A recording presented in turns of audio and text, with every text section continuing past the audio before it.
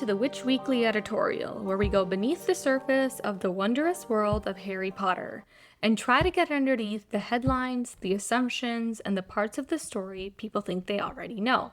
I'm Rita. And I'm Betty. And we're so thrilled to have you join our weekly broadcast. And today we are doing a deep dive into Little Miss Question All, the insufferable know-it-all herself, Hermione Granger. I think there's a lot to uncover here. I think, there's just so much for us to dive deep into. But one of the first thing that comes to mind when you think about Hermione is obviously that she's the brightest witch of her age, quote unquote, and how much she is able to drive the story forward because of everything that she's able to uncover, how much she knows, and how much she stands out from the rest of the people her age because of her knowledge or her need to know everything. And I think it's interesting to dive a little bit deeper into maybe understanding the why, but also how that propels the story forward. And I think it's really interesting to spend some time with her as a character, because I think if you've only watched the movies, you think you have a really good understanding of who Hermione is.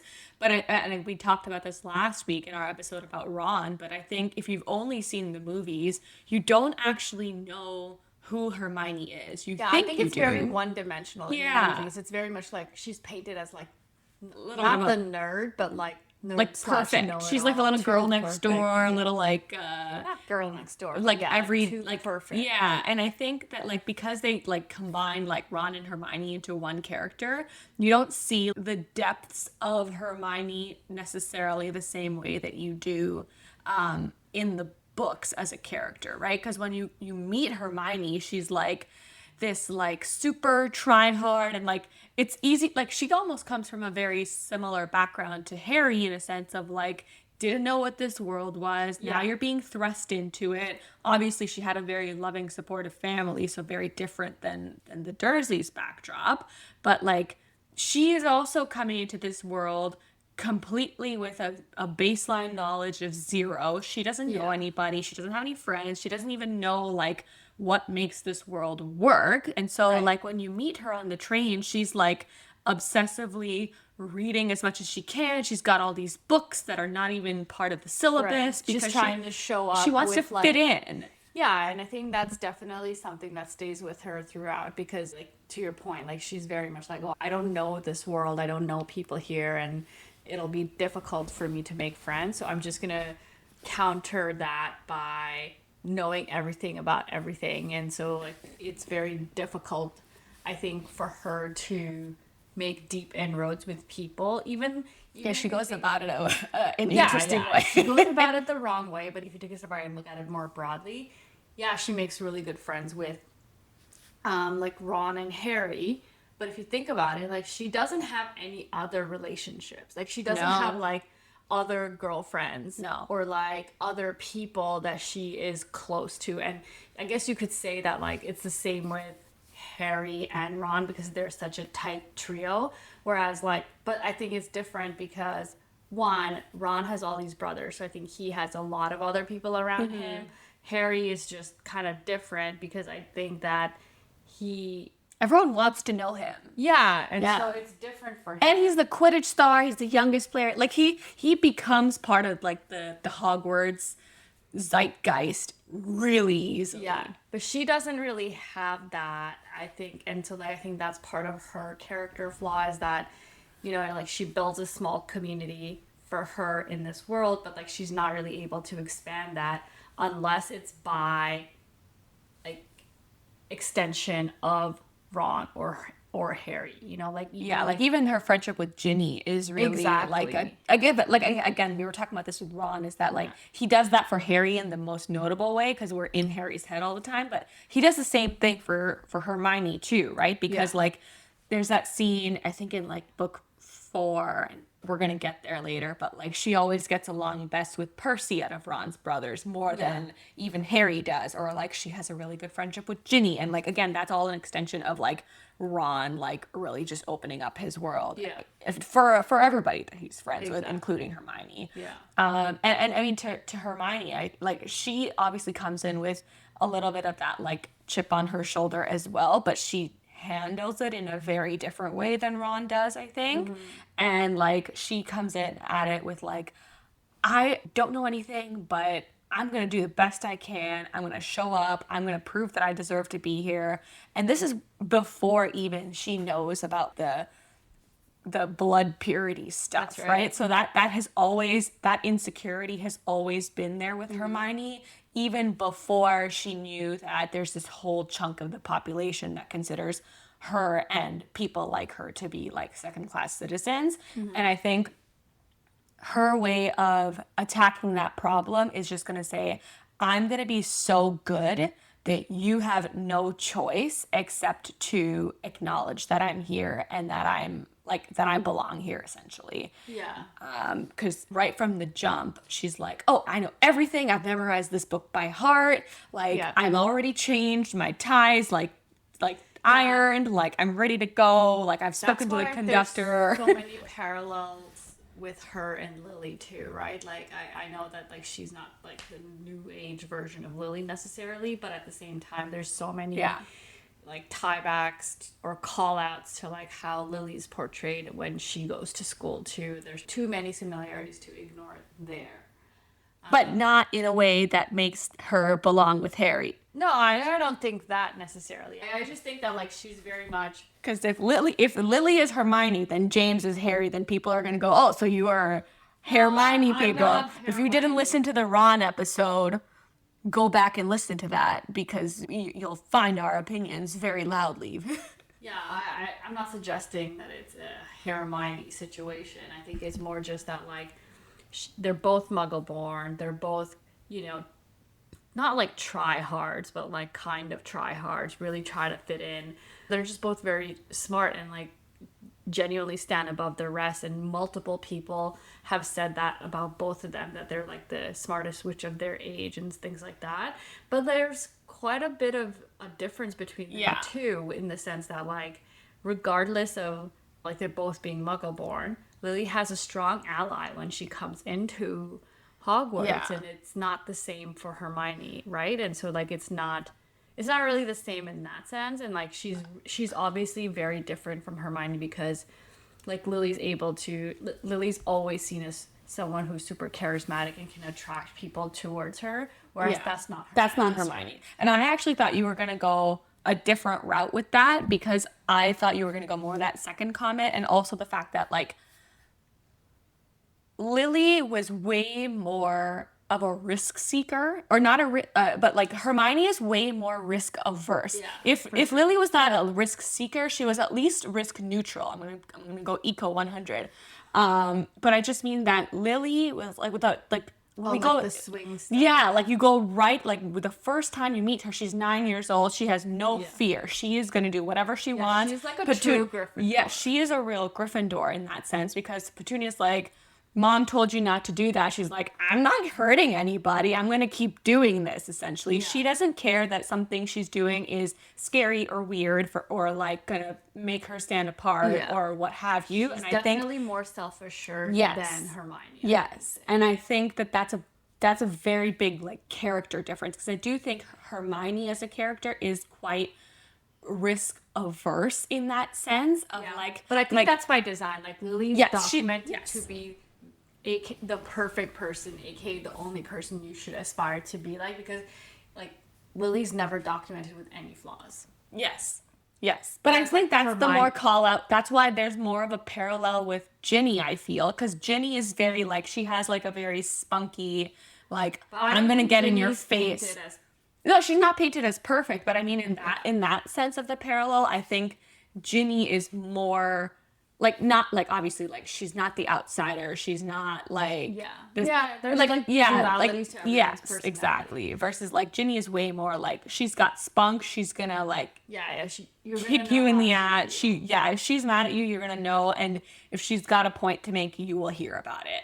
I agree, and I think coming back to Hermione, I think she's just definitely like more multidimensional, a little bit more flawed. Like I think her perfection gets in her way a lot of the times, but I also think that she's very like, there are some things that she can't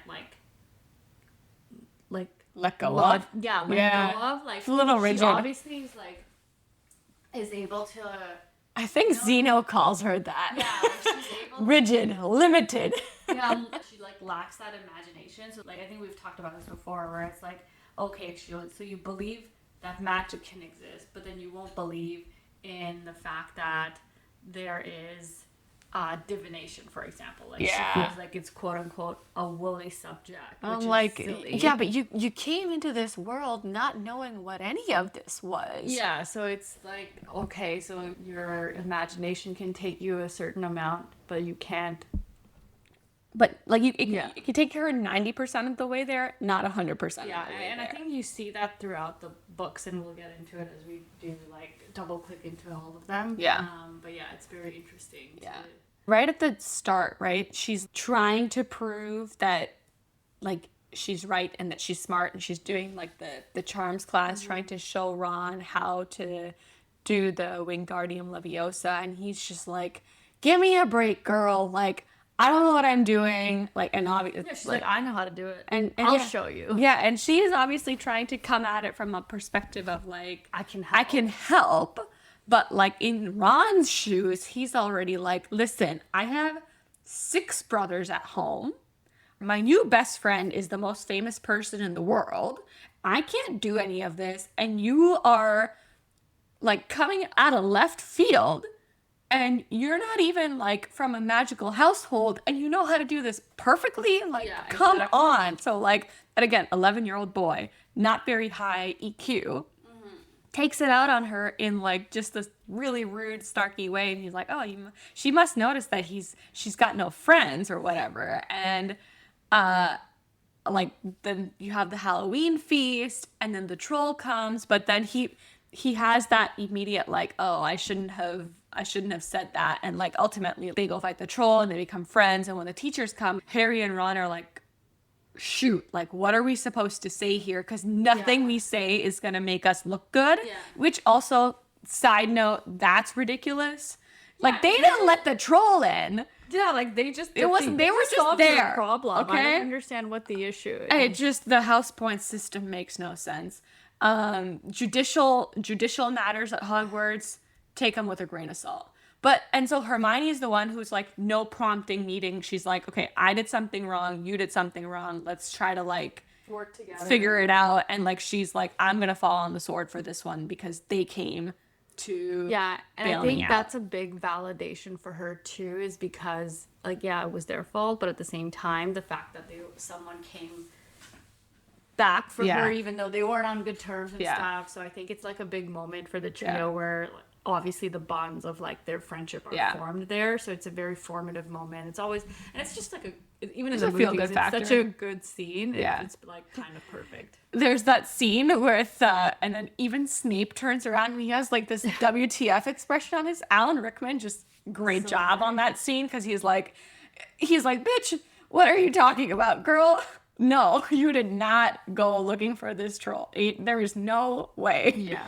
I do not believe you. But then they become such good friends, and they all start getting along, and like they realize that each of them is bringing something new or different to the relationship. And I think all of their differences actually helps They help them balance each other out. and helps them to grow in different areas, right? Yeah. Like Hermione becomes a bit more of like a rule breaker. Yeah. Like Ron is, and you don't see that much change in Ron right away. I think he's like, He's more slow burn. yeah, I think he's the hardest to change. And then like I think Harry, you can always see the change in Harry because he's like, We're in his head. we're in his head, and every time there's something nagging at him, he always says like, oh, like the voice of Hermione is in his head, because that's his conscience. Yeah. And so that's I like, love that. that's like such a, it like just goes to show Yeah. you like how much, like how strong their bond Yeah. becomes over the Yeah. 7 years. Yeah, and like what you just said about like she starts becoming a little bit more of a rule breaker. Like you see that pretty fast with Hermione, because like they're trying to figure out the whole Nicholas Flamel thing. Yeah.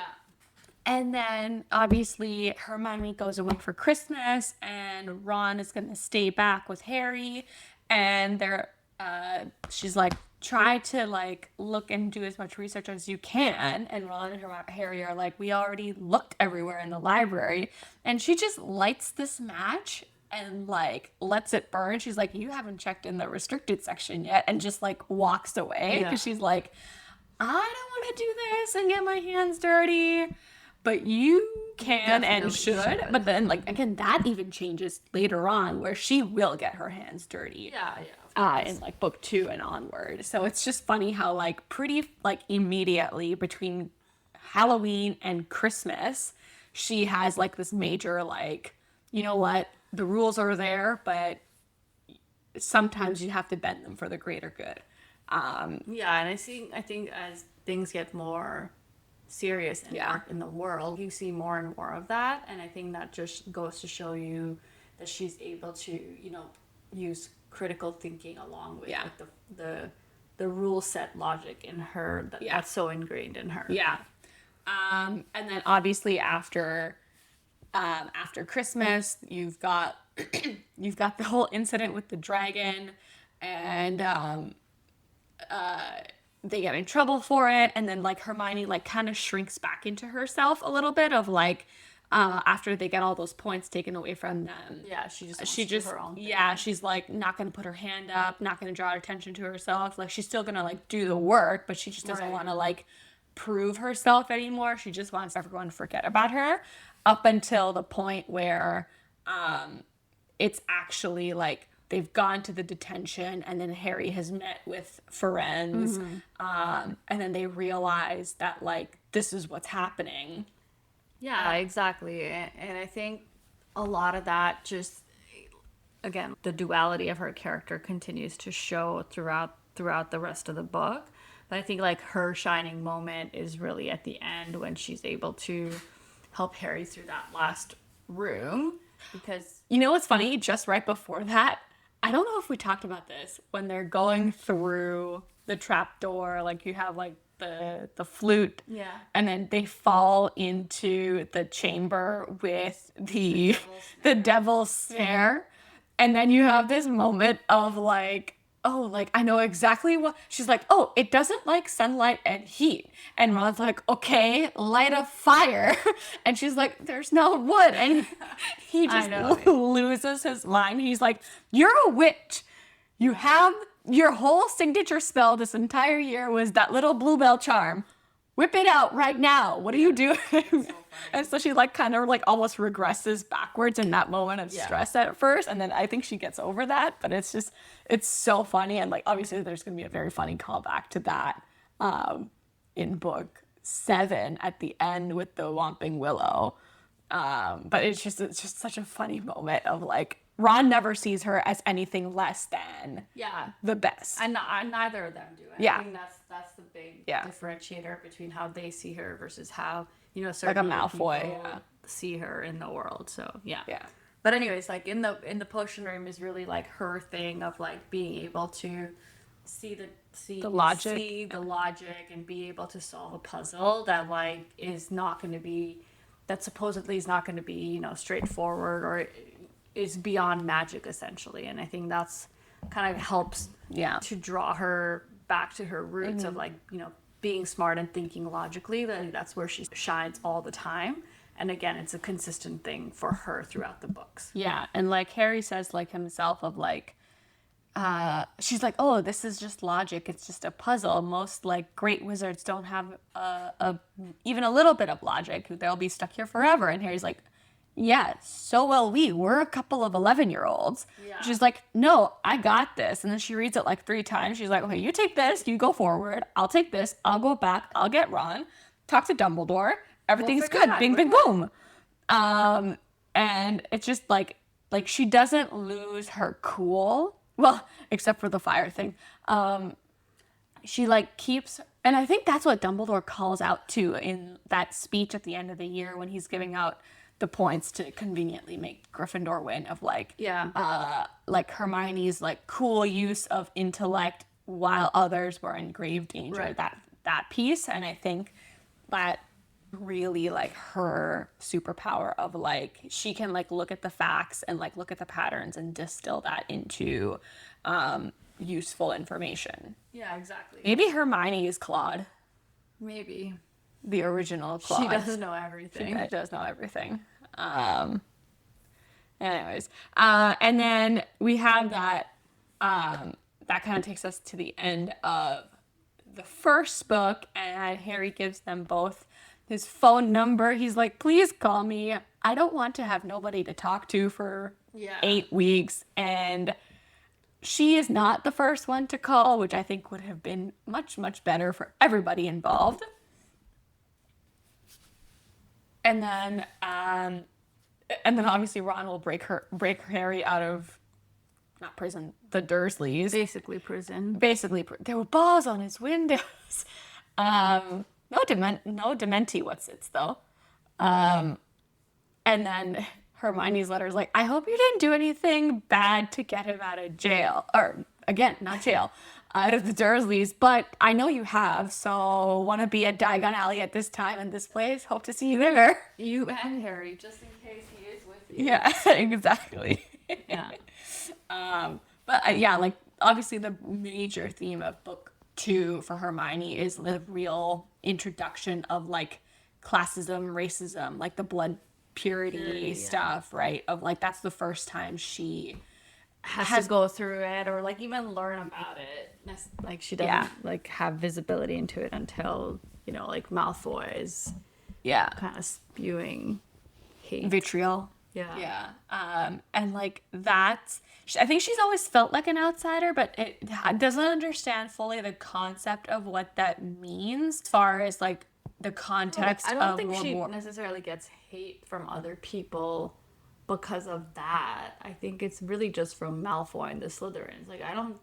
Like, yeah, okay, she doesn't have necessarily, like, close relationships with, like, other people in Gryffindor, but I don't think they're, like, out to dislike her because she's a Muggle-born. No, that's not what I mean. But what I mean is that, like, that's the first time I think that her, like, blindfold is lifted in the sense of, like, this is not just this idyllic, magical fairy tale world that I've stepped into, because now she starts seeing that, like, oh, like, maybe there's another reason that people don't like me is not just like my personality.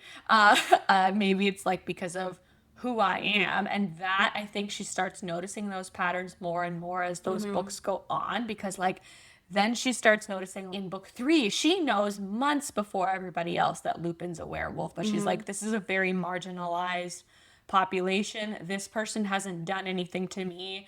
I'm not going to hold it against him. Right. Like she up until the end. Yeah. Right? Or like in book 4 with the how, like, so like book 2, I think is what starts to open her eyes about like there is a real class divide in terms of what they being like the purists think about my even right to exist in this world. I don't know if she feels that in that year. Like, I think it's more... No, that's just when it starts, I think. Yeah, I think it's more prevalent in book 4 because that's when she really sees, like, that's when the house elf stuff happens and then, like, the Hagrid thing. So there's a lot more for her to attach to that concept versus in book 2, I think. Yeah. Book 2 is, I feel, I wouldn't say it's isolated, but it's not like coming from all directions. Yes, it's mostly coming from Malfoy, of him and like the threat of Slytherin's monster, because we don't know who it is, what they're doing, and like Malfoy even says like, a mudblood died last time. I hope it's Granger, right? So like that's not like a light trivial thing, but like she doesn't hear that, and I doubt like the boys might not have the best EQ, but even they are not that thick. No, I don't think they're gonna say anything about that. Yeah. But it's just But you continue to see Hermione's like evolution through that book of like like, you know, we were talking earlier about like her not wanting to start any trouble, but then in book 2 she's like, you know what? Let's trick a teacher into signing a note so that I can get a forbidden book from the restricted section, and then a potion I'm not supposed to make. And then I'm going to light a firework, throw it into somebody's cauldron, and then rob a teacher of their ingredients, and then make this illegal potion for a month so that I can illegally impersonate another student to coerce information out. Like, that's all her brainchild. Yeah, that's what I mean. Like, I think it's very different than who she was at the beginning. Yeah. And so she's able to see For the greater more good. gray than Yeah. like black and white. Yeah. But you know what she does? You know what other color she sees? Lilac. Because of love. No, Lav is lavender. Lilac is Mr. Lockhart himself. Lockhart. Yes. Yeah, and then she spends a good chunk of the year in the hospital, first as a cat and then as a petrified person. But again, she solves the crime. Yeah, she's the one who solves it. Yeah. Even when she is Even when she's not, petrified. yeah. When she's not really around. Yeah, like these boys, like it's kind of a miracle that they get there without her. I don't really get there without her. They get there because of her note. Yes, but I mean, like, it's kind of a miracle that they get there at all without her being awake and like telling them 1 + 1 = 2. Right. Like, the only reason they even end up in the hospital is because they were trying to like con Lockhart into going somewhere else and then getting caught by McGonagall. Yeah, And that's then- right. And then they're like, well, I guess we gotta gotta go go see visit her now. Which is just okay, guys. She's kind of out of commission for a chunk of book 2, I guess. Yeah, exactly. And then anyway, so then once that's kind of done at the end of the year, book 3, there's a lot of I think she has a difficult third year. Oh, because, yeah. she's taking on so much with the time turner going back and forth. I'm sure that has like some sort taking of 12 classes, metaphysical man. stress on you, traveling back and forth in time, having to relive the day. I wonder how old that makes her. I don't know, but that's a lot of definitely going math. to take a toll on you, and like just the stress of everything. And also she's in a fight with like Ron mostly, but like Harry by extension.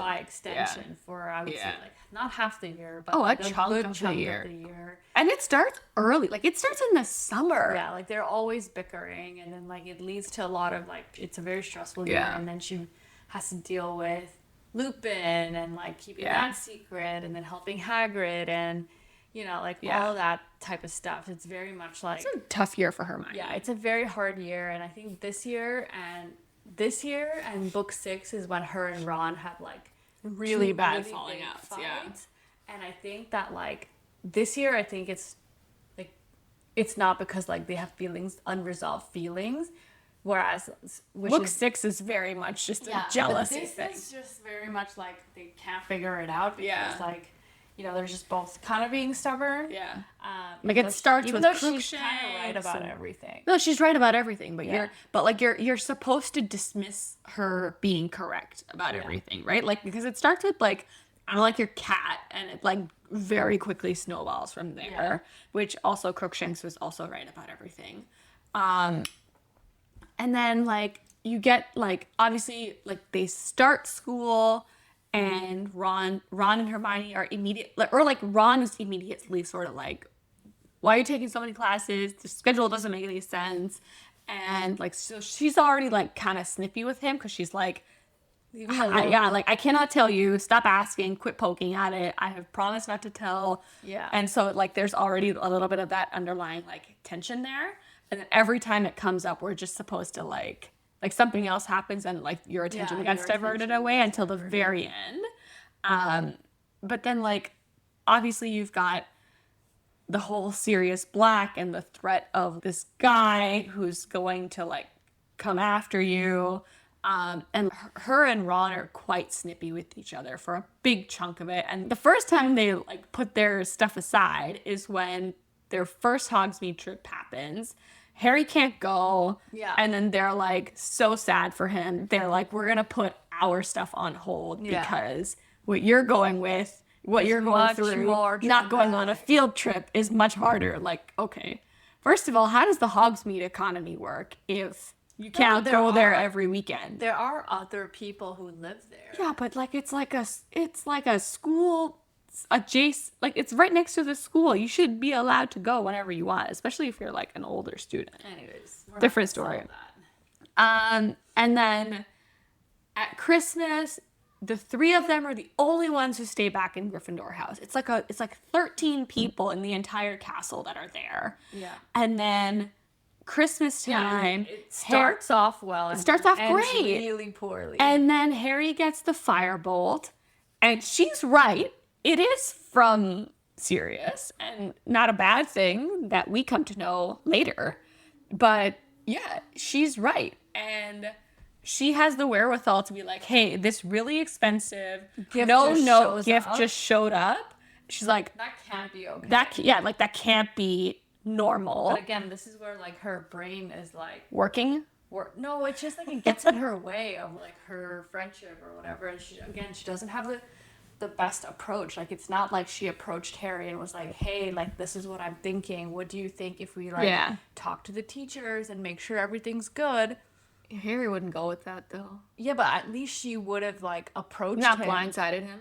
Yeah, she just like rats him out, and then like McGonagall is like taking it away. Yeah, it's pretty like, bad. You know, it's just like there were a million different ways to handle that. Yeah. Like I think, and it's not like he's Ron. Like I get that you might not be able to get Ron all the way there, but like you might be able to at least. Usually you can like knock some sense into Harry. Right, and like you shouldn't even try. Like if you tried and he said no, then you can still go to the teacher. That option still remains open to you. Yeah.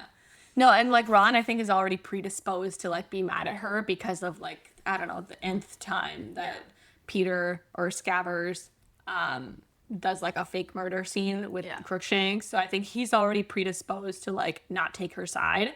But I think Harry could have been persuaded, I think. Yeah. And then like keep in mind that was like Christmas Eve. That's December 24th. And the students don't get back until minimum January 2nd. Yeah, they don't talk to her till then. They don't talk to her for 10 days. She's just hanging out by herself. There's only 10 other people in this entire freaking castle. Yeah, exactly. And so she just doesn't show up to the Gryffindor common room at all. Yeah, they're the worst. Like that's so sad for Hermione. Yeah. It's so sad. They're like they're not being best. Yeah, they're not being best. It's just not great. And then obviously at the same time she's like trying to help Hagrid with this trial for Buckbeak, and then she's figured out that like, oh, like my teacher is a werewolf, and I'm just not gonna say anything about this to anybody. Yeah. Because like I can see that like people might treat you differently, so I'm not gonna get involved. And then finally everyone starts getting along again. And then Crookshank eats Scabbers.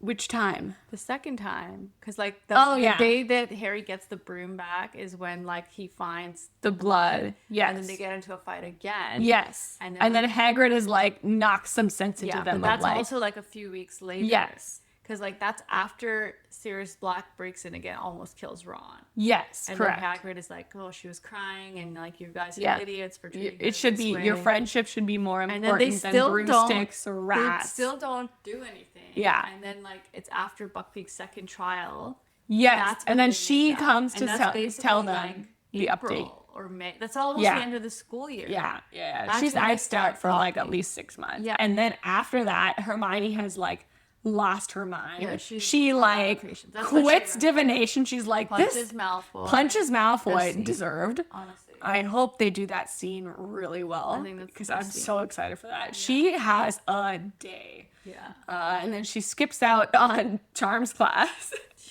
because she's like falls asleep or whatever. She misses the cheering charms. She's had a day and she's just like, I am done with this. And then finally you get towards the end of the book, and then you've got all these revelations about like Sirius is not Sirius, and Peter is Scabbers, and then we had the time turner thing. So now she finally has to tell Harry, and like Dumbledore tells her to tell Harry and fix the problem. And then you've got like the scene in the Shrieking Shack where Snape like walks in and she's like, well, like, why don't we just listen to the story? And he's like, just shut up, basically. Snape is a real not nice person. And she's like, well, it can't hurt to hear them out. And he's like, for once in your life, keep your mouth shut. And then all hell breaks loose. And then so you have all of that chaos going on. And then she's like, okay, fine. I have to like tell Harry about this so we can go back in time and fix this problem, essentially. Yeah. They do a pretty good job of fixing the problem. I mean, Sirius is still on the run, but at the end of the day, But he's not back dead. in jail, and Peter has to live for the story to go on. So, Yeah. you know, it Plot. well. Plot reasons. Plot reasons. exactly. Plus, there's so much setup between like book 3 and 4 Yeah. which we don't get until we learn about all Yes. the stuff that happens. Yeah. So, like, without Peter, Yeah. none of that happens. Yeah. And I do think that, and then obviously at the end, you have that like final like vindication moment on the train for Hermione of when I Pig, knew he sent it. yeah, when Sirius sends Pig with the letter, she's like, I knew it, I was right, I told you, and they're like, yeah, but he hadn't cursed it, and she's like, okay, you've already been on a cursed broom in this short time that I have known you, okay? Yeah. Not that out of pocket for me to assume there could have been a second. That's right. And I was right, and yes, your owl is an owl, so you can keep it.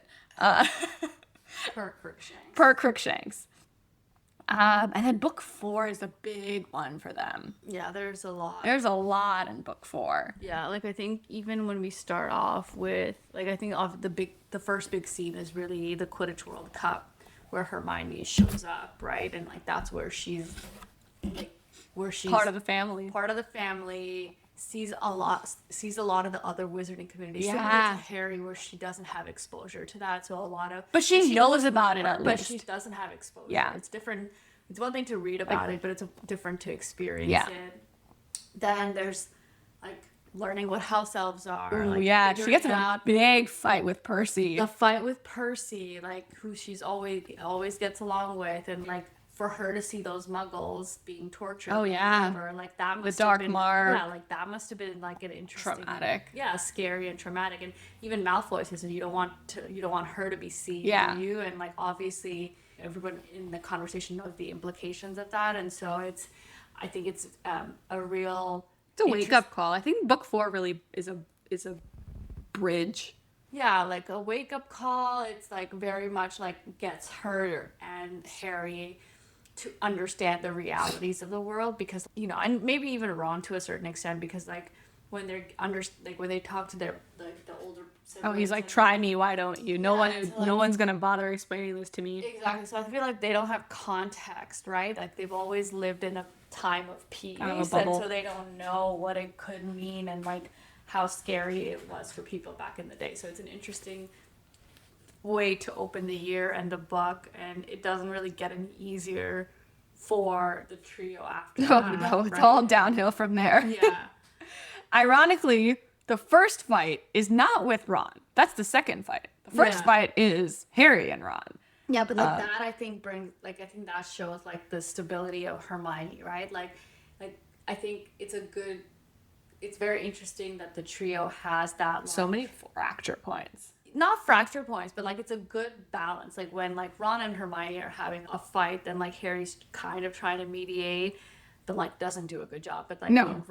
when Hermione is like when Ron and Harry are on the outs, like she spends a lot of time trying to like patch things up, and it really doesn't work. But I think it's very, at least she's trying Yeah. to like make things work in between that. So I think Yeah. that's, and I think her support for Harry probably means a lot at the end of the day. Yeah, because I think like you see it right away. Like when his name comes out of the goblet, like she makes this comment about like the look on your face, I right? knew you didn't put your Yeah, name she's in. like, I don't even need to hear like I need to talk to you to see how you're doing, but I Yeah. don't need your justification because I know But you it wasn't didn't do this. Yeah, and I think She's she's very able to aligned. Understand how he feels, How but scared he also is. Understands how Ron feels, and she's trying to like bridge that gap, but it doesn't work. It does not Anyways. work. And like it doesn't like they spend so much time together, but Harry's like, "Ugh, okay, great, I guess you're my best friend now. I guess we're just gonna hang out in the library all the time with Victor Crumb walking by. And like his giggling girl squad or whatever. And Yeah. she's like, oh, his like twittering fan club will be here any second. Which one, I think she's annoyed about the library, but two, I think she's jealous. I don't know. I think there's a little jealousy there. I don't know. I think so. I actually don't. I don't know. I can't imagine. Maybe. I don't know. I think there's a little bit of jealousy there of like, great. Now I have to like listen to all these girls, and I'm just like one of them, and I'm gonna like not. Maybe. I'm not gonna. I think the more interesting dynamic is like how like what happens after Christmas. Oh, between the Yule three Ball, of them. yeah. Like, I think that's like really interesting for Hermione because like she's finally okay. Like maybe she did have a crush on Victor, but like he actually notices her, and I think it's a big moment for her because she's not exactly like. He actually asked. Yeah. Well, one, he actually asked, but also like she's never described as like anything other than like smart and bookish and things like that. So I think it's like And then she comes down those stairs, and that's a real like glow up. Like the glow up moment for And I Hermione. think that like then you finally start seeing more of that Ron Hermione thing and her like, teeth. Yeah. Her teeth. That was so mean. That whole tooth thing with Snape is just uncalled for. And to the point earlier you were making about the Lily Hermione thing, if anything, he should be nicer to her. Yeah, he's the worst. He is so rude. We'll get into Snape later, but and so like she's finally like, you know, like, and he's like, oh, she was standing straighter and her teeth were, she was smiling nervously, but maybe she just didn't have a ton of books on her bag or whatever. And like her hair is like nice and whatever. And that's like her first real like glow up. And it's just a nice moment for her, I think, to feel like attractive and confident and like whatever, like wanted by this like super uber cool like international. What is it about him? I don't know. He's a good looking international Quidditch Quidditch player. Tall. But he's grouchy, right? Yeah, sure, a bit. What do you think he sees in her? Harry's like, please do not involve me in this. I already think she's right. It's very interesting. Anyways, like that, you know, that fight is between the two of them. I think it's like the first time you actually they're like, oh, like you finally see like, okay, maybe there's something. It's such a good scene. And they're just like, we're gonna pretend this didn't happen. And then she starts spew the Society for the Promotion, not Protection, of Elfish Welfare. Promotion. And I can't remember the subheading because it's too long. But I'm quite fond of Health. Health is the House Elf Liberation Front. I'm also quite fond of that. I would like a badge. Hogwarts is a very badge-heavy society. Yeah, they have a lot of. They have a lot of badges for everything. But yeah, that's when you see her like really take more of that like activist type of role. Yeah, that's where she shows up as an activist, standing up for marginalized communities, and like just her She's unwavering doing support something about it. for Harry, like throughout, like even like when Ron doesn't believe in him. Yeah. And like just that's like her role in the book, like steadfast support. Yeah. And like the moral of the book is like don't ever piss off Hermione because she'll trap you In a jar as a beetle. like straight up torture. Are you speaking from experience, Rita? Yeah, I am speaking from experience. Do not piss off Hermione Granger. It's true. She's a Scarlet Woman, fire. apparently. You will then spend And many then- moons in a jar. And then you won't be able to get your nails done. I won't be able to get my nails done. And then you'll get fired, I And guess. I'll lose all my gold teeth. Yeah, don't piss off Hermione. Unemployment did not suit Rita. No, Rita has expensive taste. Rita does have expensive. I had to fire Bozo. Listen, we liked Bozo. He wasn't very happy about that at all, was he, Bozo? Anyway. Yeah, that's basically. And she's Victor's most missed item, apparently. Yeah, that's odd. It is Victor odd. doesn't have any But I feel bad for Victor. He's got no friends. I mean, that's what happens when you're at the top, man. It's lonely at the top. Harry has friends. He's at the top. Not at the top. Harry is like bare minimum. Okay, fine. Like literally, Harry's entire MO is like, how can I do the least amount of work to get the That's true. Crumb has a lot of discipline, you know, like when they're going to Hogsmeade in January, Crumb has already figured out the clue. He is swimming, he's practicing, he's like, how can I get this shark head on top of my body? Yeah. He's already figured out the clue. He's got so much discipline. Yeah, he Harry does. just has good instinct. He's got good instincts, he's a little Just lazy. likes to YOLO things. He's a big YOLO guy. In his case, he does not. He does not, in fact, YOLO. He yolt. Yoltals? You only live twice only? Wait, Yolt? Yeah, Yolt. I was right. Okay, Yolt. Yeah, you only live twice. Well, yes, he only officially dies once. He only officially he survives a lot of almost deaths. That doesn't count. That doesn't count. Okay, and then in order, you've got obviously the couple big moments for Hermione. She makes prefect. Me too, Harry. That was a painful one for Ron. Yeah, it's assigned to me. What's your problem? What are you saying? Yeah. But she's like, this is something my parents will actually get, right? And she's like, they can't understand a lot of it. They're excited for me, but this they'll understand.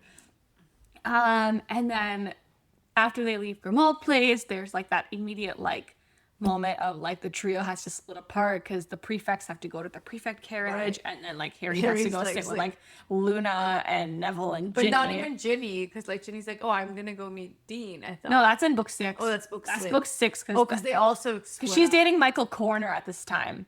Not yet, I think. Later. Yeah, they meet at the end of the Yule Ball. No, she meets Michael Corner at the Yule Ball, and they get together at the end of the year. I see. And so she's dating Michael Corner. She has a type. Yeah, she does. She's got a type. Go girl. And so she's dating Michael, but she still sits with Harry. Because he's all like annoyed. He's like, he's already had a shit summer. And Michael or Harry? Harry has had a bad summer. Yeah, he's grumpy. He's grumpy. He's got a lot of PTSD. Hangs out with Luna. And he's like Luna, Neville, and Ginny. And that's like the start of Mimbulus. Yes, and that's the start of the 6 of them. Yeah. And then you get to school, and then you've got Umbridge. But Hermione is the one. She's the one who really takes the lead on the anti-Umbridge League. Yeah, because I think that's one of her skill sets, right? Like, yeah. As much as she's not like a risk taker and stuff, like when there are things that need to get done, I feel like she's the one who propels them into action. Yes. And she's like, I've already read this whole book, and there's nothing in your course curriculums about like actually doing DA. Yeah. And like she's the one who puts the whole DA, Dumbledore's army, idea into Harry's head and like really spurs him into it, because she knows that like kids got a lot of PTSD. This is a big problem that we have to deal with, and you are the only one who can fix it, and I'm the only one who can kind of like push you over the edge into doing this. Yeah, and again, this like the duality of her, which is like typically like if you would expect her to be more of that rule follower or more of that like, you know, like she doesn't like fall for the Umbridge line or the Ministry line. Like she's like can see things for what they are. She's like, this is whereas wrong. like Percy can't, right? No, Percy is very like straight-laced. So, like, even though the two of them have similar personalities, she's able to like look beyond that, and part of that's because like she's close to Harry and stuff. But like it's not like Percy didn't have access to the same information. Yes. Right? So it's very interesting, and so that's her like more quote unquote rebellious side coming out, and like being able to like, you know, guide Harry into like, hey, this is a time where you can actually step into action, and like you should open this up to everybody who wants to be involved. And it gives him the ability to use his instincts, but like she's like more of the strategist behind that whole thing. Yeah, and she comes at it very systematically too. She's like, I know this is like a rebel group, but we're gonna do it with rules. We're gonna have a vote. We're gonna have our rules come in. They're so good. She's Margarita or whatever. Margarita, Marietta. Yeah, whatever. Not Margarita. Snitch. Like Sneak. that. Sneak. That is backhanded. Goes back to my point. Don't ever piss off her mind. No, you will have to wear a balaclava for the entire year. Honestly, that must have been really traumatic for Margarita, apparently. Maybe she shouldn't have snitched. She shouldn't. Snitches they don't get stitches, I guess. They get balaclavas. Here. That's underhanded. Come on. When I think about it, maybe she was just too dumb to know that she was being given the Veritaserum. But in the movies, I think they make She it didn't seem get Veritaserum in the books. in the movies, they make it seem like everybody got Veritaserum. Yes. That's not what happened in the book. But in the books, I'm She straight up blabbed. like, you think she blabbed? You don't think she was given? No, she was not given Veritaserum. In the movies, maybe it was in like the something that happened movies, off- they make it look like everybody has this detention or and, whatever, like, and they make it like they make it Cho's fault for something that's because they fine. need a convenient whatever. Margarita. Margarita. So like, I guess that's what they we're make it calling seem her like- now. Whatever. Margarita Edgecombe. She in the movies, they make it seem like she's bringing them all into detention one at a Yes. time. Yes. And like giving them Veritaserum. Yes, that's not what whatever. happens. And then like somehow only gets it out of Cho. Like how can everybody else stop? Everyone the else didn't Veritaserum? drink it, I guess. I don't know. But then in the books, I'm like, does she snitch? No, she blabs. Okay. So you She don't blabs. think it's Veritaserum? No, it's so not. She only She- tries to poison Harry or Veritaserum. Correct. She uses the whole bottle when Snape is like, use 3 drops of my fake potion. If I give him the whole bottle, will he tell me more truth? Correct. He'll give me so many truths. You'll be tired of truth. Anyway, but like Hermione's rules, great. Like immediately off the jump, here's this cursed piece of paper. I'm gonna make you sign and Sign it. Let's all sign And it. Ernie's like, I don't. And she's like, Ernie, don't be a little wimp, okay? And he's like, okay, fine. She bullies him into it. Then she makes the coins, which is like newt level protein charms. How come you're that not? should be in Ravenclaw. And yeah, she's like, I thought they were a good idea, and she's like, doesn't understand that everyone is like dumbfounded, I not guess we like. don't have to use them if Yeah, we don't she want just to. thinks that people think that it's a bad, but that goes back to like her like chip on her shoulder of like she thinks that she's not good enough, but it's like everyone is just like, How did you do this? It's like their silence is like shocked, impressed, not like this Shocked, is bad stock idea. stupid. Yeah. And then she's like, we need to have a vote and we need to decide a leader, and everyone's like, it's Harry. And she's like, yeah, but like it makes it formal, you know? Like she's got like a governance procedure. Yeah, we know She's that. got a board. She has governance for Spew. Yeah, and but- there's 3 members.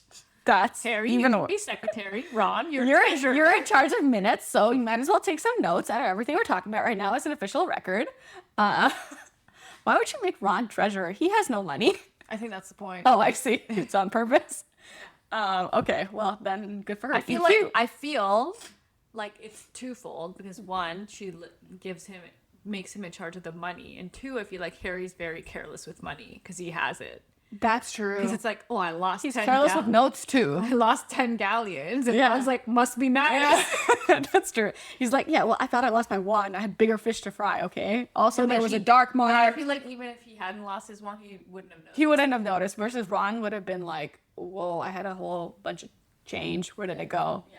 And then like she's like, let's pick a name, and then they settle on the name, and so she's very like measured and organized about it. But the other thing that she really does in book 5, and I think we're not supposed to root for it because we want to root for Harry and Sirius, but she like has to like pump the brakes a little that's bit. like her MO. Like Yeah, she's again, very- risk averse. Yeah, risk averse, but in a way that's meant to balance Harry. 'Cause I think you've He's said more it before. hot-headed. Yeah, but I think you've said it before. Like even in book 7, like Dumbledore's like, oh, I hoped Miss Granger would slow you down, right? Like I think that's her role, and I think she plays it very well.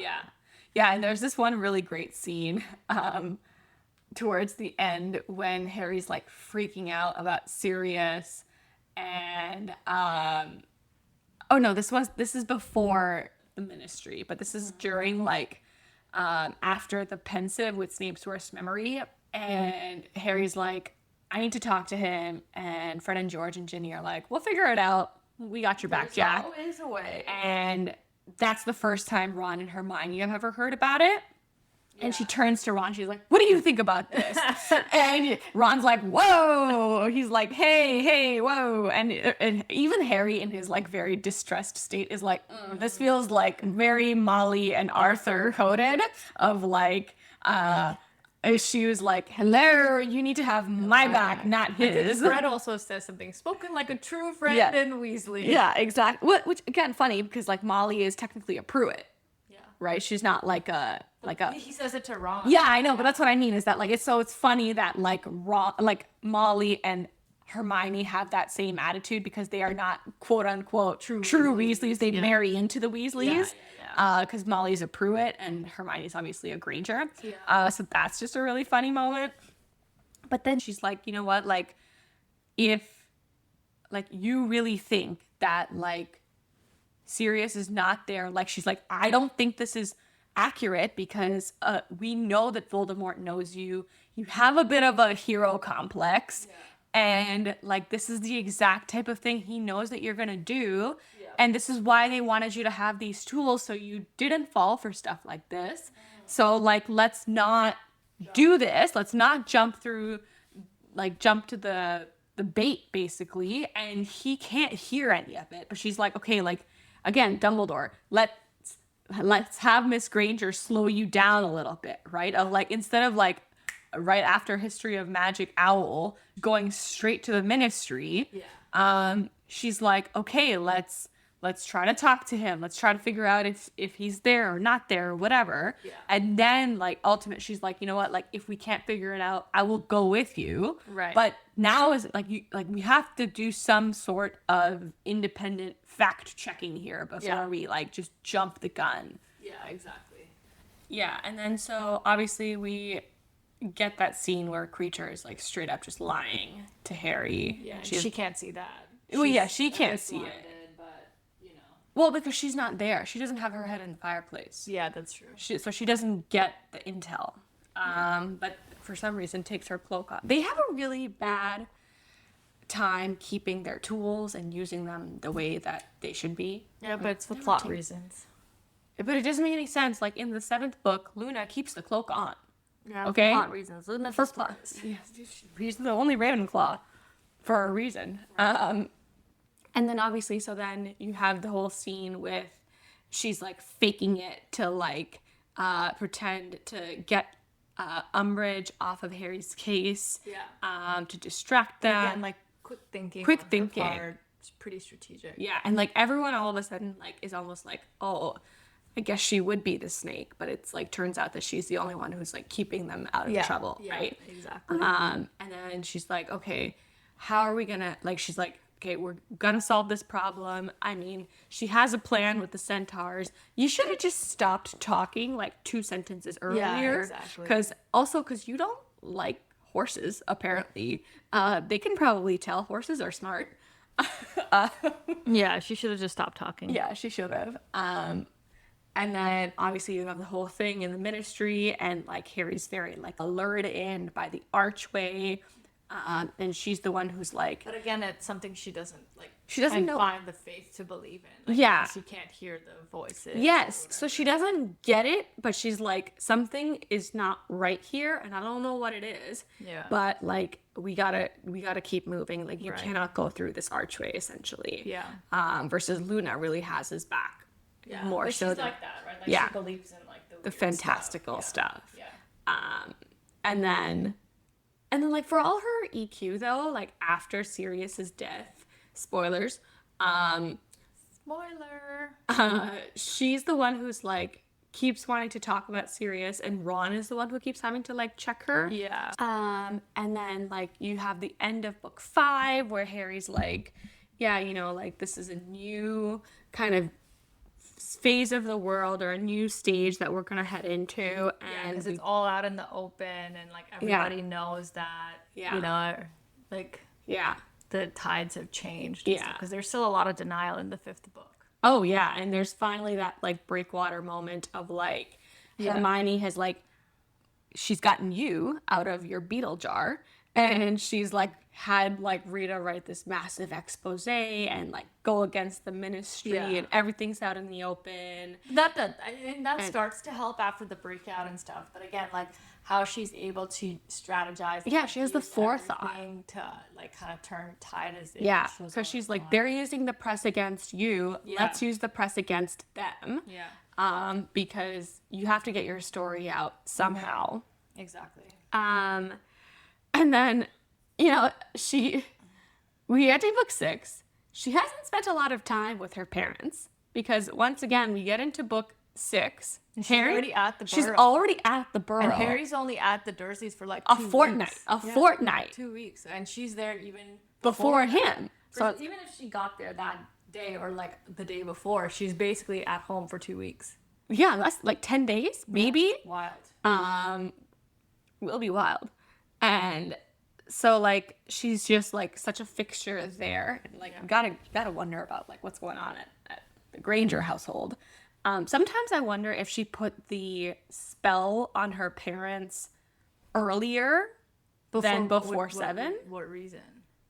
I don't know. I guess because Dumbledore's not dead yet, so they don't know. There's no reason to. But like, it would just be wild because she also stayed at Hogwarts over Christmas. No, she goes home for Christmas because Ron and Hermione are not talking. Yeah, but Ron and Harry go to the Burrow. She doesn't stay. I think she goes home. I think that's like one of the few Oh, years she goes home. I see. Yeah, one of the few. She doesn't go home in book 5. She doesn't like skiing, apparently. Yeah. Everyone who's serious about the exams is staying at school. Liar. And then, book 6 It's very interesting. I think it's one of my favorites, Ron Hermione books. Oh, it's so good because they're 16 and like it's so funny. And like it starts right away with like the slug club and stuff. And Hermione's like immediately jealous because she's like, how are you doing so well at potions? You're like cheating, essentially. You didn't follow the official rules. Okay, that's not Slug Club. No. Yeah. Yes, but I mean that's the precursor to the Slug Club. Yeah. Where he's like, oh, one of my best friends is a Right. Muggle born, and she's the best in our year. And Ron, right away, he's like, I would have said that if I had been asked. And it's just hilarious. And thing is really great. yeah. And then she also gets very like possessive and defensive over Ron with Cormac when he's doing all this whatever nonsense at the Quidditch trials, and she confronts anyone lately, Hermione? so good. And then like Harry pulls her aside and he's like, you know, he did look a little strange. And Ron comes out, he's like, what are you guys doing? So funny. Like immediately not happy with whatever is going on here. And then they have that really funny scene in herbology class where they're talking about Slughorn's Christmas party. Is this for another one? Yes, of Sluggy's just for the favorites? Slug Club. And Ron's like, why don't you just go hook up with McLaggen then? And she's like, well, I was going to ask you, but if you'd rather I just hooked up with Cormac. And he's like, no. And Harry's like, I'm going to throw this bowl across the room. Please, God, finish this conversation by the time I'm back. And of course, they are not done the conversation. And he's like, It really throws Harry for a loop, I think. It's well, kind of funny. he checks himself too. He's like, oh, I guess I shouldn't be that surprised, I suppose. Yeah, he does check himself, but he's very much like worried about like The bill and florification. and then him and Cho. It's like they can't even stand each other. So I think it's more that. Yeah. And he's like, I'm going to watch you so carefully. And he's like, everything's fine. They seem a little bit nicer to each other than maybe too nice. Coincidence? I think not. And then, of course, Lav just comes out of left field. at Ron's Actually, jokes. no. It's actually before that. She's laughing at his jokes. She's cheering him on in the tryouts. But the real thing that sets it off is Ginny and Dean are like making out in the corridor after Quidditch practice. And then Harry and Ron come across them. And then Ron and Ginny get in a big fight. And Harry's like, I agree with him, but I don't like this fight. I don't know whose side I'm supposed to be on. And Ginny gets... she kind of throws Hermione under the bus a little bit about the Victor Crumb thing. Yeah. And it's like, okay, Ron, it happened 3 years ago. Like, get over it. And then he just turns into like a total jerk. And she's like, what the heck happened? Nothing new has changed. Yeah. And Harry's like, yeah, duh. Like, it's Victor Crumb. Like, Harry's like, I probably would have kissed her. So that's kind of like the That sets it off. Like I think like Harry has a lot of growth, but I think like the Ron Hermione there's a lot of plot movement there. Thank God. And then And the Lav and Wan thing It's just so happens so bad. it's great. And then they don't talk for like months. Yeah. And then, but then like this time it's different because like again this comes back to the balance that in the trio that I was talking about. Like when two of them are like on the outs, like this time Harry is actually trying to patch things up. he just spends a lot of time not talking. Not talking versus like in book 3 he was like not really doing that. Whereas like I think that it's a different way that they approach the non-talking situation. Yes, it's so funny. Yeah. And then that's one scene that's so funny in the movies. The sixth movie actually has a lot of really funny moments in it, which I hope they carry through in the show. Yeah. But one of them is just like love drunk, love potioned Ron. With the and like that whole bit of like, what do you suppose she sees in him? I don't know, like she's got nice skin. Like Hermione's got nice skin as far as skin goes. Like that whole scene is just hilarious. So and then they're just tall, like, I suppose, and good night. Quidditch player. But other than that, Gretchen, did you see he's growing a stupid little mustache? It's just so petty for no reason. And then he goes and gets poisoned. Yeah, and again, it's like the Hermione Lavender thing is quite. He's been poisoned, you daft Dimbo. And then that's finally what like breaks the ice between the three of them again. And it kind of goes back to normal, but then her role within the trio, I think, then she goes back to being like Harry's conscience when like the whole Sectum Sempra thing happens. Oh yeah. And then again, like steadfast person is the one who's able to tell him like right from wrong kind of thing, and then kind of continues to be her role. And, like, even with the whole Harry-Ginny thing, right? He's, like, he knows how much he likes her. Yeah. And he knows that he's, like, being really obvious about it. Only to Hermione. Only to Hermione. Because Hermione is like, I am seeing everything. Yeah. And she is clocking it immediately. Exactly. And then, like, after, like, they finally kiss or whatever, Hermione's just like, yes! Thank God you got there on your own. Gold star. Yeah. Like here's a ribbon. You're just as bad as Ron. Well, you're not. Not really. Which is just really, girls don't often say things like that, which is just, it's so good. And then like obviously you have all the events with the lightning strike tower. God, so painful. Well, that's just the name of the chapter. It would be a spoiler if you said Dumbledore dies. Well, that's the spoiler. There you go.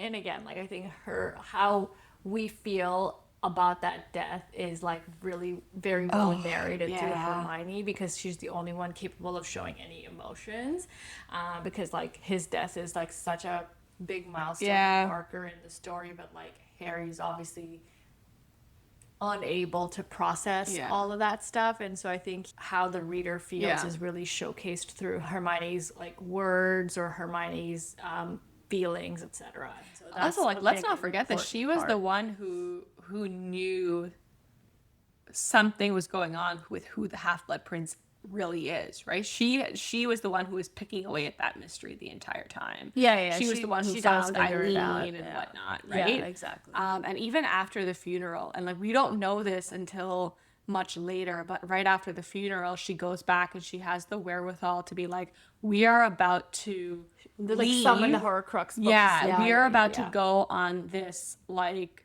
crazy, not adventure, but she's like the this, only one who has the forethought.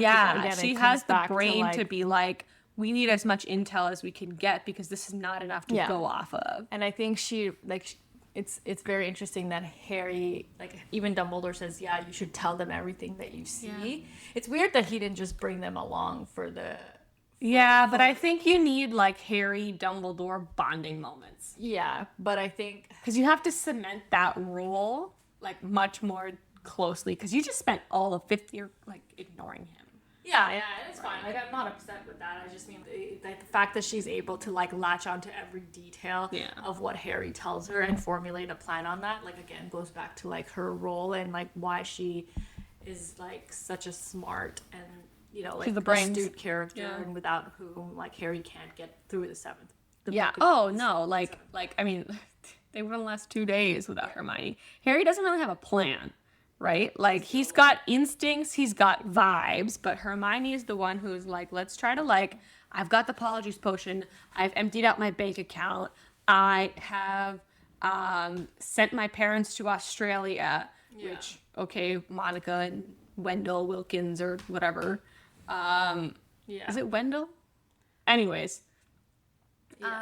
And she's like, I'm the one who's trying to formulate a plan. I've got all the essentials. I've had them packed for days. Like, I am ready to go at the drop of a hat. And good thing, too, because that's exactly what they have to do, right? Because they have the wedding. And, like, again, you have a really funny Ron, Hermione, Crumb moment. And they, like, she's comes in with the, like the lilac gown or whatever, and like always the tone of surprise and whatnot. And so you have the wedding, everything happens, and like the ministry has fallen, and she's like, we gotta get out now because it's you that they're after, and like everyone else will be fine, but like I have to and she's like, we need to get out of the wizarding world. Yeah. And again, like goes back to like her, like just being able to stay calm in a moment of like a lot of things happening in that moment. So it's really good that she's able to strategize beforehand and logically plan every step out. Like she might not have like the instincts, like you said, but she kind of counters that with like, oh, I have a plan for everything. I have a plan B, I have a plan C. Yeah. And I'm gonna A1. Yeah, exactly. And again, like the biggest thing with her throughout this book is like I think there's two main themes. Like one is the fact that she never leaves Harry's side, right? Yeah. Like she is even when he's kind of a bad leader. Yeah, like she is his constant companion, like throughout the book, even when Ron leaves. Even when Ron isn't. And then the second thing is like just being able to check his instincts when he like is getting ahead of himself without having that forethought. But that's a double-edged sword, right? Because like in some cases she slows him, like in some cases his instincts are 100% on the money, but she's like to go back to what we were talking about earlier and what Zeno says is she's very like limited and rigid in a certain way of like she doesn't want to believe in the concept of the Hallows, right? And I think it's like that's the difference between Harry and Hermione is that Harry's instincts and his like he understands certain kinds of magic in a way that she never will. Like she's a very like books, orderly rules, like A, B, but at the C, end of the day, D. even though that is true, Harry ends up listening to her and Dumbledore. He picks Horcruxes, not Hallows, right? Like that's the big deciding moment that he has, and he's like, "That's the right. Like they might exist, but like that's not my mission." Yeah, and, like I think like that is able to, and like almost solidifies like Hermione's logic, where she's like, "This is what Dumbledore wanted you to do." Yeah, and even like the whole just like the Dumbledore of it all, right? Because she's like, the reason you're mad is because he didn't tell you about any of this stuff with his past himself. Yeah. And like she knows what he's dealing with even when he himself does not. So like there's a very interesting like kind of polarity between the two of them in that sense, right? Yeah. Of like they kind of keep each other in line a little bit. Yeah, exactly. And I don't know, like again, it goes back to like she pushes the mission forward a lot. Exactly. Yeah. And like in a way that is like more structured and orderly. And I don't think that they get far without her. No, I think they'd just be treading water. I think they'd just be going in circles. Yeah. But then the other like real like heartbreaking moment for her specifically in this movie is like the whole Malfoy Manor scene. Right. And like that's another really, really good like Ron and Hermione moment in particular. And it's not in the books, but I really loved how they illustrated it in the movies where they like have where the Bellatrix like carves out the word mudblood into her arms. On the flip side, what I don't love that they skipped out was that like Ron is just like having a straight up like breakdown in the cellar. Yeah. But like it's her not, like he's not able to like even think. Yeah. Like they don't show that.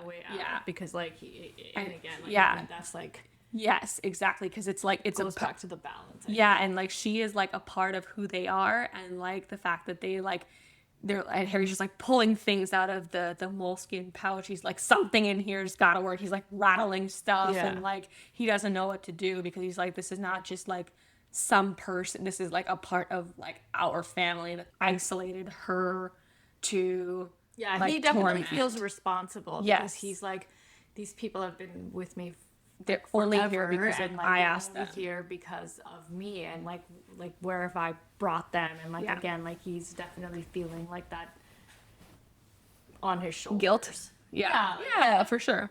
Guilt or just like Yeah. impact on Yeah. his shoulders. Right? Yeah. And like again, that goes back to like that whole scene though goes back when they're back at Shell Cottage afterwards. They're talking to Griphook. Yeah. And Hermione's like, they don't see you and me in the same way. And like, you might be a goblin, you might be a different race, but I'm the one that they tortured. Right. I am like considered not even subhuman, because Griphook is a goblin. Like Yeah. I'm like, they consider me sub creature. Yeah, Right. exactly. Like we know what this new regime is, and we have been the ones. Well, I really have been the one fighting against this for 4 years, and with nothing to show for it. So don't try to lecture us about like- who you think, Yeah, exactly. like, or what we think is the right thing or the wrong thing to do. And it's just like, I think it's a really, really, But that's like her, that's her importance, or like what she stands for throughout Yeah. the series. So Yeah, it's- for sure. It's very, yeah. And then I do like the fact that she gets to destroy one of the Horcruxes. I wish it had been like on page and we could have seen it. yeah. I think that's something that they can like Fix in the incorporate show. in the shows, because like I think they're gonna have to do it. It seems like they're adding a lot of like different perspectives, Yeah. so I think that'll be interesting to see. So for sure, I think that's gonna be important for us to Yeah. get a view into how other people, Yeah. how we yeah. can see, how we can experience a story from other perspectives. Yeah, but I totally agree because we're going beyond sort of just over Harry's shoulder, so I think that'll be cool. And then the other thing that's really cool in that like final sort of set of battles is,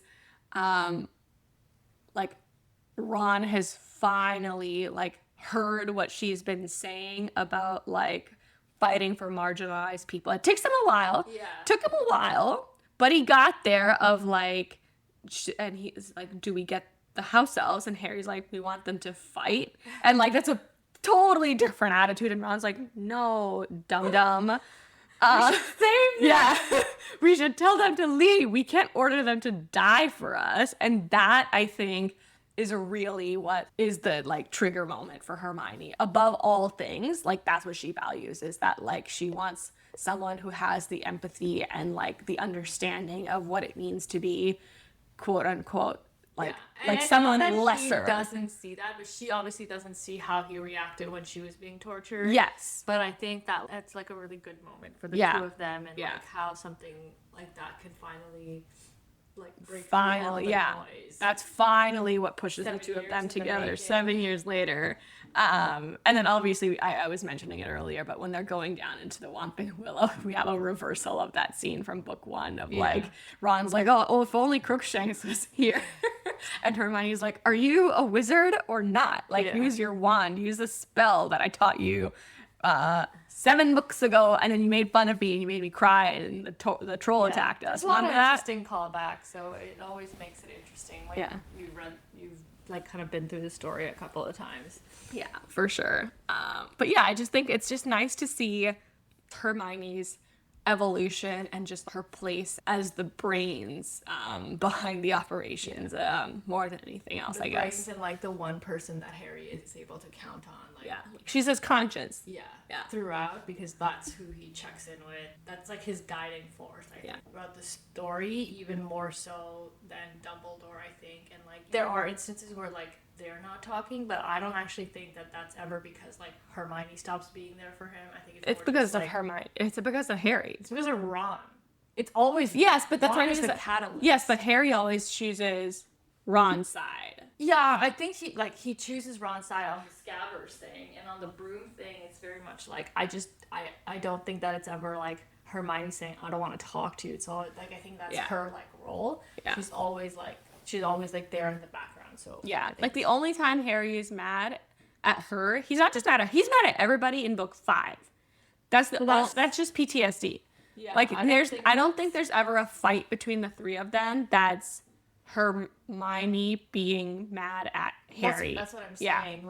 She is always his like steadfast supporter, and he always sees her as his conscience. Yeah. And I think that's like in occlumency class, right? Or when he's having those dreams, he's like, his brain kept waking him up before he got to the end of the corridor because his conscience, which sounded an awful lot like Hermione, kept trying to wake him up. Yeah, so it's very interesting. That's it for this week's episode of the Witch Weekly editorial. Thanks for spending time with us, and we'll be back soon with more insights from the wondrous world of Harry Potter. Keep twiddling those dials. See you next time.